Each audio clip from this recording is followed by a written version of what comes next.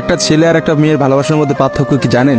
একটা মেয়ে একটা ছেলেকে পাগলের মতো ততক্ষণ পর্যন্ত ভালোবাসে যতক্ষণ পর্যন্ত না সেই মেয়েটা ওই ছেলেটার থেকে ভালো কাউকে পায়। আর একটা ছেলে যখন একটা মেয়েকে ভালোবাসে, তাকে যদি পৃথিবীর সব থেকে সুন্দর মেয়েটাকেও এনে দেওয়া হয়, তবু ওই ছেলেটা তার সেই ভালোবাসার মানুষটাকেই চয়েস করবে। এটাই হচ্ছে একটা ছেলে আর একটা মেয়ের ভালোবাসার মধ্যে পার্থক্য।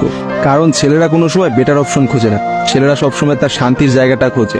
আর একটা ছেলে একটা মেয়েকে যতটা ভালোবাসতে পারে, একটা মেয়ে তার এক গুণও ভালোবাসতে পারে না। ছেলেদের ভালোবাসাটা ভয়ঙ্কর রকমের সুন্দর হয়, কারণ একটা ছেলে যখন একটা মেয়েকে মন থেকে ভালোবাসে, সেই মেয়েটার থেকে ভালো কোনো অপশন সে কখনো মাথার মধ্যে চিন্তাই করে না। ছেলেদের ভালোবাসার সাথে কারোর ভালোবাসার তুলনা করা যায় না। ছেলেরা তাদের ভালোবাসার মানুষটাকে যেমন অন্য কারোর সাথে সহ্য করতে পারে না, ঠিক তেমনি একটা ছেলে কখনোই তার ভালোবাসার মানুষটাকে রেখে অন্য কোনো মানুষের পেছনে কখনো ঘুরঘুর করে না। ছেলেরা কখনো কোনো বেটার অপশন বা কোনো সুন্দরী মেয়ে দেখলে তার গার্লফ্রেন্ডকে ভুলে যেতে পারে না।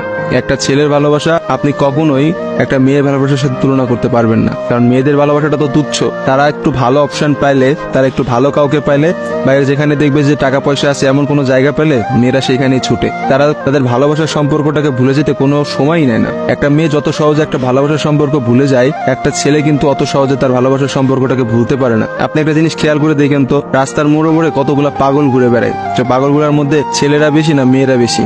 আসলে নারীর ছলনার কাছে হেরে গিয়ে কিন্তু ছেলেরা পাগল হয়ে যায়। আর তারাই কিন্তু সমাজে নানা রকম জায়গায় ঘুরে বেড়ায়। রাস্তাঘাটে দেখা যায়, বাজারে দেখা যায়, হাটে দেখা যায়, তাদের আসলে সব জায়গায় দেখা যায়। আর কয়টা মেয়েরা আপনি দেখছেন পাগল হইতে বলে? ভালোবাসায় বিচ্ছেদের পর একটা ছেলে নিজেকে কোনোভাবেই ঘুরিয়ে নিতে পারে না, অথচ একটা মেয়ে কিন্তু খুব সহজেই তার নিজেকে ঘুরিয়ে নিতে পারে। একটা মেয়ে কিন্তু নতুন একটা সংসারে যায়, নতুন মানুষকে পায় এবং সে সবকিছু ভুলে যেতে পারে। আসলে ভাই, নারীদের ছলনা বোঝার ক্ষমতা না ছেলেদের এখনো হয় নাই। একটা কথা আছে, ইতিহাস কিন্তু সাক্ষী যে নারীরা কিন্তু চরম ছলনাময়ী। আপনি কখনোই একটা নারীর ছলনা ধরতে পারবেন না। একটা ছেলে কখনোই একটা নারীর ছলনা বুঝতে পারে না।